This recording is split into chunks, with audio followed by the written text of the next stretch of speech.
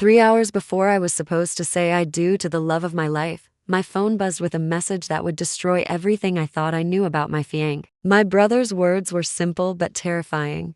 Don't go to your wedding. Check your email now.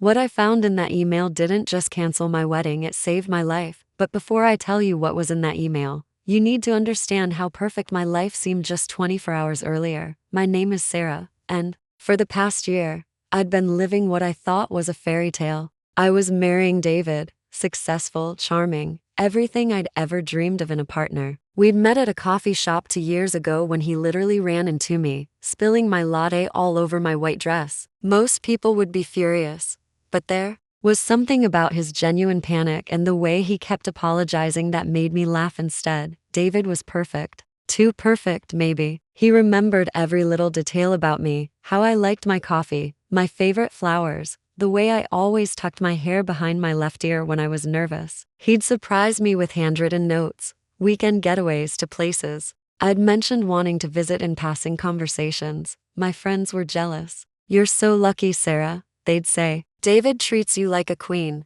and he did. Expensive dinners, designer gifts, always knowing exactly what to say. But looking back now, I realized there were signs, red flags I ignored because I was so blinded by what seemed like the perfect romance, like how he never wanted to meet my family. Always had an excuse: work trips, family emergencies on his side, sudden illnesses. For 2 years, my parents had never met the man I was about to marry. My brother, Jake, was especially suspicious. "Something's not right about this guy," Jake would say whenever David's name came up. "No one is that perfect, Sarah. And why won't he meet us? What's he hiding?" I'd defend David every time. "He's just busy with work," I'd say. "You don't understand the pressure he's under." But deep down, a tiny voice in my head whispered the same questions. The week before our wedding, strange things started happening. David became different, more controlling. He insisted on handling all the final wedding details himself. "Don't worry about anything, baby," he'd say, but there was something in his eyes that hadn't been there before. Something cold.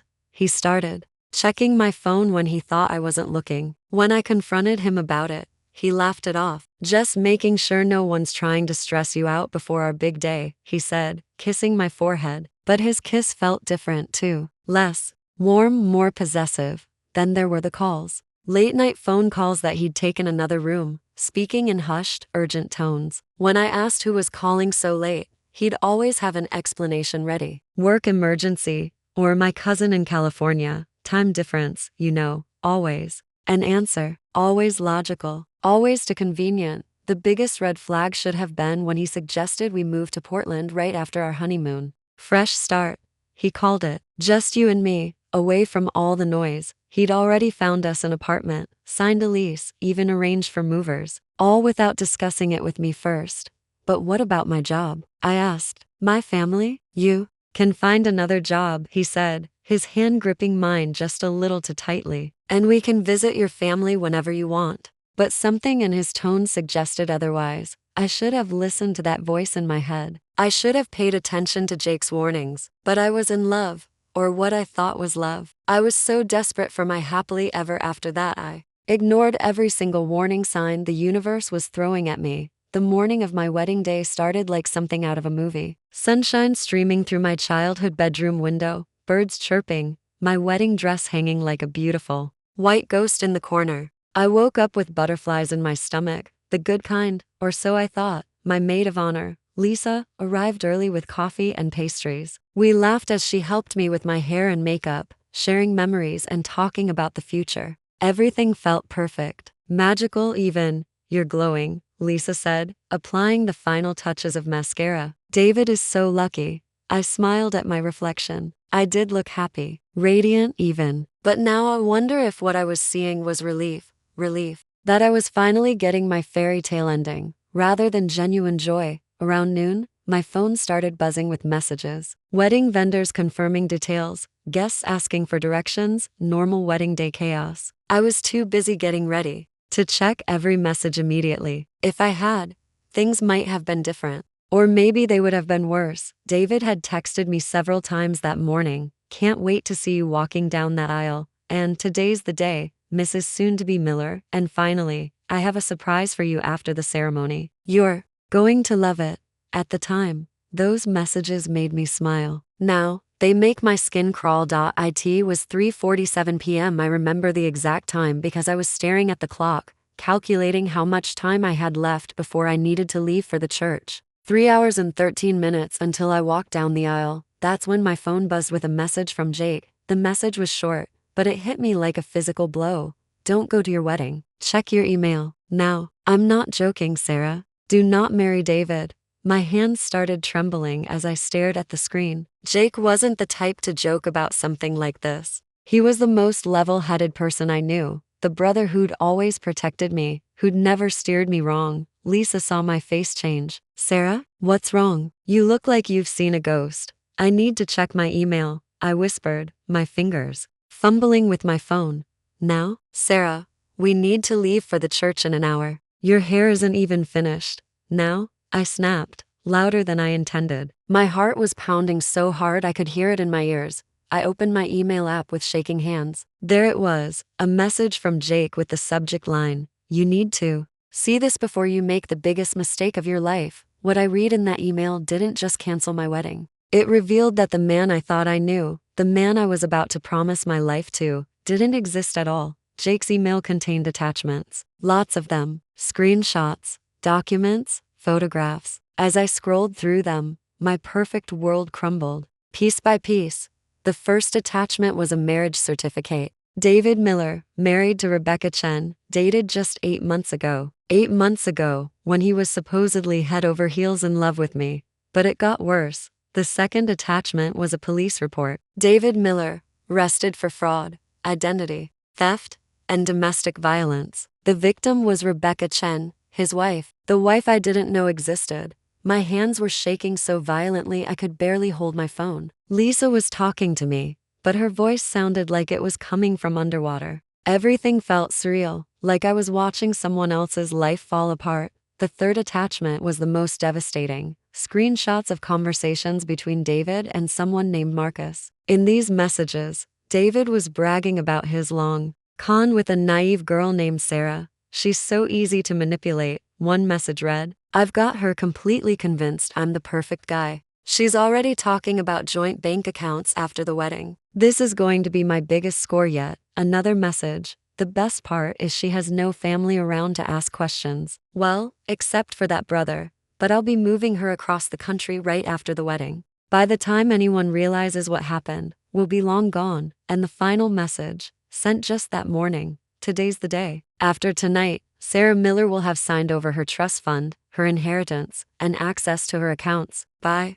tomorrow, she'll have nothing, and I'll be disappearing with everything she's worked for her entire life. As I sat there in my wedding dress, reading about how the man I loved was planning to destroy my life, more pieces of the puzzle started falling into place. Jake's email continued with his explanation of how he'd discovered the truth. I never trusted him, Sarah, Jake had written. So I hired a private investigator 3 weeks ago. I'm sorry I went behind your back, but I had to protect you. David Miller isn't even his real name. His real name was Daniel Morrison, and I was his 4th victim. The PI had found 3 other women, Rebecca, Jennifer, and Amanda, all successful. Independent women with substantial savings or inheritances. All women who'd fallen for the same charming to perfect persona. All women who'd lost everything. Rebecca was still married to him. She'd been trying to track him down for months after he'd disappeared with her life savings and her grandmother's jewelry worth over $200,000. Jennifer had lost her entire business investment fund. Amanda had been left with nothing but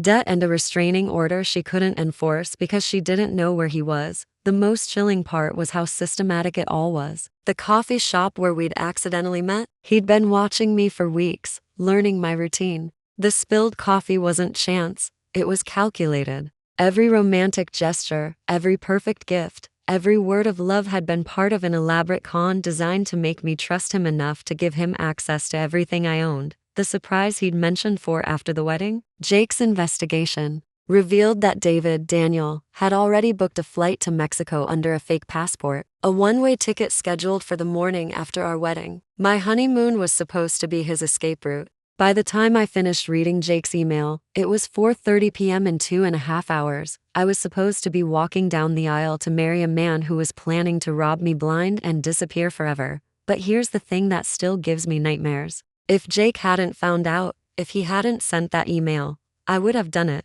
I would have married Daniel Morrison, given him access to my accounts, and by the time I realized what had happened, I would have been stranded and broke in a strange city with no way to get home. We have to call the police, Lisa said after. I showed her everything. She was pacing around my childhood bedroom, still in her bridesmaid dress, looking as shocked as I felt. Already on it, I said, dialing 911 with shaking fingers. But first, I need to call Jake, and I need to warn the guests. The next hour was a blur of phone calls, explanations, and disbelief. The police were very interested in Daniel Morrison. Apparently, he was wanted in 3 other states for similar cons. Our wedding was about to become a crime scene, but we had a problem. Daniel was expecting me to show up at the church. If I didn't, if he suspected something was wrong, he might run before the police could arrest him. We needed to make sure he stayed put long enough for justice to catch up with him. That's when Jake came up with a plan that was either brilliant or completely insane. Jake's plan was simple but terrifying.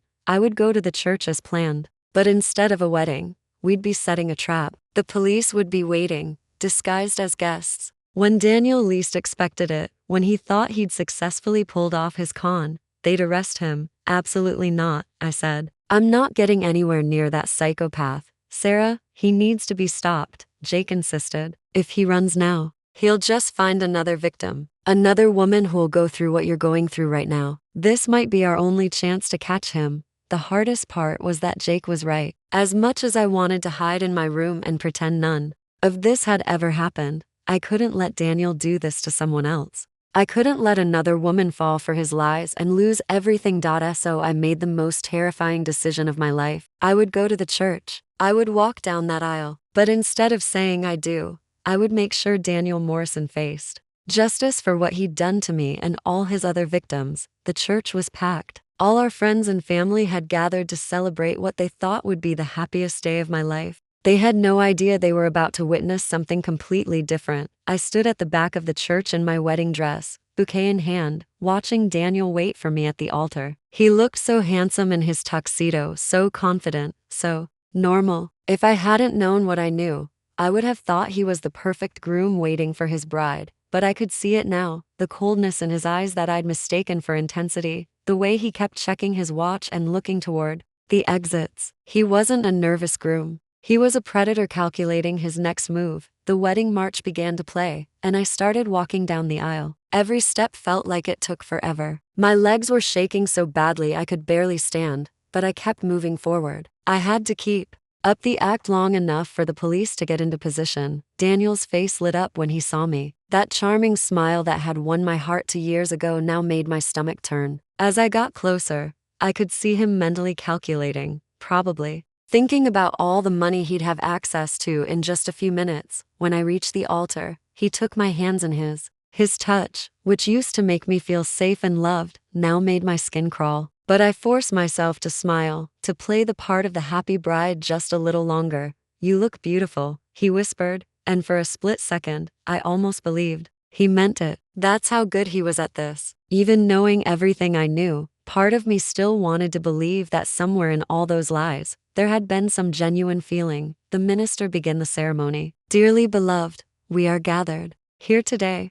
I could barely hear the words over the sound of my own heartbeat. I kept looking around, trying to spot the undercover officers Jake had said would be there. Then came the moment I'd been dreading. Do you, Sarah Elizabeth Thompson, take David Michael Miller to be your lawfully wedded husband? I opened my mouth to speak, and for a terrifying second, I almost said I do out of pure habit and shock. The word was right there on my lips, but instead, I looked Daniel Morrison straight in the eyes and said the words that would change everything. I can't marry you, Daniel, because David Miller doesn't exist. The look on Daniel's face in that moment is something I'll never forget. For just a split second, his mask slipped completely. The charming, loving man I thought I knew disappeared, and I saw the cold, calculating predator underneath, but he recovered quickly. That's what made him so dangerous. Sarah, what are you talking about? He said, his voice full of concern and confusion. Are you having wedding jitters? It's okay, baby. We can. Stop, I said, louder this time. The entire church had gone silent. I know who you really are. I know about Rebecca. I know about Jennifer and Amanda. I know about the money, the fake identity, all of it. That's when his facade cracked completely. The loving expression vanished, and I saw pure rage in his eyes. You stupid little, he started to say, then caught himself as he remembered we had an audience. Sarah's obviously having some kind of breakdown, he announced to the congregation. His voice smooth and concerned again. The stress of the wedding has been overwhelming for her. Maybe we should postpone. The only thing we're postponing is your escape to Mexico, I said, pulling Jake's evidence out of my bouquet. Did you really think I wouldn't find out that you booked a one-way flight for tomorrow morning? That's when he made his move. Daniel grabbed my wrist hard enough to leave bruises and started pulling me toward the side exit. We need to talk. Privately, he said through gritted teeth, but his grip and the desperation in his voice told a different story.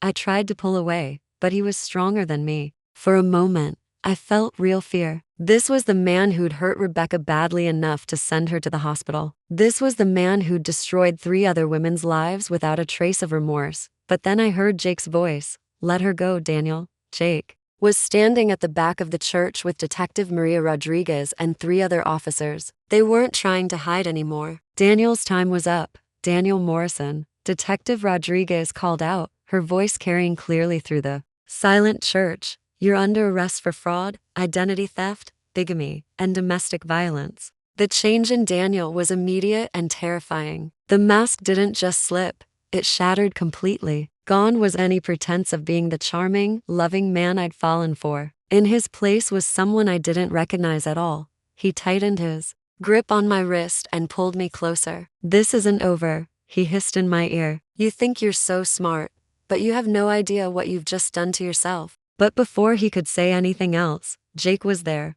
pulling me away from Daniel while the officers moved in. It took 3 of them to subdue him as he fought and screamed threats at everyone in the church. As they put him in handcuffs, Daniel looked at me one last time. I did love you, Sarah, he said, and for a moment, his voice sounded almost genuine. That was real, even if nothing else was. I wanted to believe him. Even after everything, part of me wanted to believe that somewhere in all those lies, there had been something real. But Detective Rodriguez later told me that this was part of his pattern too. The final manipulation, designed to make his victims question themselves even after the truth came out. They all say that, she explained. It's just another way to maintain control, to keep you emotionally tied to them even after they're gone. The weeks that followed were a blur of police interviews, court appearances, and trying to put my life back together. The media picked up the story, bride exposes wedding day con, and suddenly everyone wanted to know how I'd fallen for such an elaborate deception. That was the hardest part. Not the money I'd almost lost, not even the betrayal, but the shame. The constant question.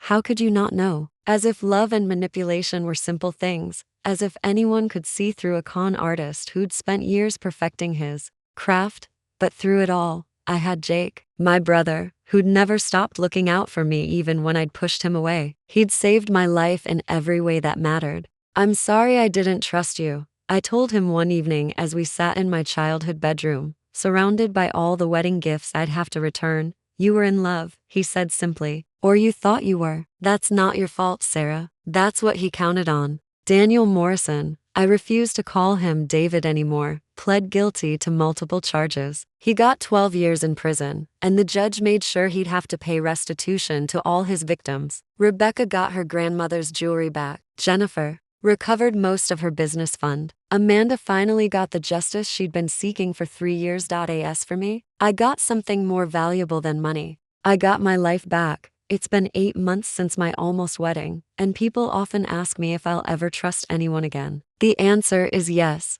but differently. I've learned that trust isn't something you give blindly, it's something you build carefully, with someone who earns it over time. I've also learned that there's a difference between love and manipulation, even when they feel identical in the moment. Real love doesn't isolate you from your family. Real love doesn't require you to ignore your instincts. Real love doesn't come with perfect answers to every question and convenient explanations for every red flag. The signs were there all along. I just chose not to see them because I wanted my fairy tale so badly. But fairy tales aren't real. Real love is messier, more complicated. And it develops slowly with someone who respects your boundaries and wants to be part of your world, not separate you from it. Daniel preyed on my desire for perfection, for a love story that looked like something out of a movie. He studied me, learned what I wanted to hear, and became exactly that person. But real people aren't perfect. They have flaws, complicated families, awkward moments, and histories that don't always make sense. That's what makes them real. I'm dating someone now. Mark, a teacher I met at a grief counseling group. Yes, I went to therapy after all this, and I recommend it to everyone. Mark is nothing like Daniel. He's awkward sometimes, he has a complicated relationship with his ex-wife, and he doesn't always know the perfect thing to say. But he's real, he's honest, and he's never once tried to separate me from the people who love me. Most importantly, Jake likes him. And after everything that's happened, Jake's opinion means everything to me. If you're watching this video because something about your own relationship is making you uncomfortable, please listen to me. Trust your instincts. If the people who love you are worried about your partner, ask yourself why. If your partner is trying to isolate you from friends and family, that's not love, that's control. If your relationship feels too perfect, if your partner seems to always know exactly what to say and do, if they've never had a bad day or an awkward moment, be careful. Real people are complex. Real love takes time to develop and isn't afraid of imperfection. And if you're in a situation like I was, if you've discovered that the person you love isn't who you thought they were, please know that it's not your fault. Con artists are professionals. They're skilled at manipulation, and they target people who are loving, trusting, and successful. Being a victim of a con doesn't make you stupid, it makes you human. The shame you feel is part of their manipulation too. They count on you being too embarrassed to speak up, too humiliated to ask for help. Don't let them win. Reach out to someone you trust. Contact the police. You deserve better. And there are people who want to help you. There are resources available. The National Domestic Violence Hotline, local police departments, organizations that specialize in helping victims of fraud and romance scams. You don't have to face this alone. My story didn't end with the fairy tale wedding I'd dreamed of, but it ended with something better: truth, justice, and the knowledge that I'm stronger than I ever imagined. Jake saved my life that day with his message. But more than that, he reminded me that real love, the kind between family, between friends, between people who truly care about each other, doesn't come with conditions or manipulation. It comes with protection, honesty, and the courage to do what's right, even when it's hard. I may not have gotten my wedding day, but I got something more valuable. I got my life back, my freedom back, and my faith in real relationships back. I learned that the best love stories aren't the ones that look perfect from the outside. They're the ones built on truth, respect, and genuine care. And sometimes, the person who saves you isn't a romantic hero in a tuxedo. Sometimes it's your brother, sending you a text message that changes everything. If this story helped you in any way, please share it. There are other people out there who need to hear it, who might be in situations similar to what I went through. We can protect each other by sharing our stories and trusting our instincts. And remember, you deserve real love, honest love, imperfect love that doesn't require you to lose yourself to find it. Thank you for listening to my story. Stay safe, trust your instincts, and never be afraid to ask for help when something doesn't feel right.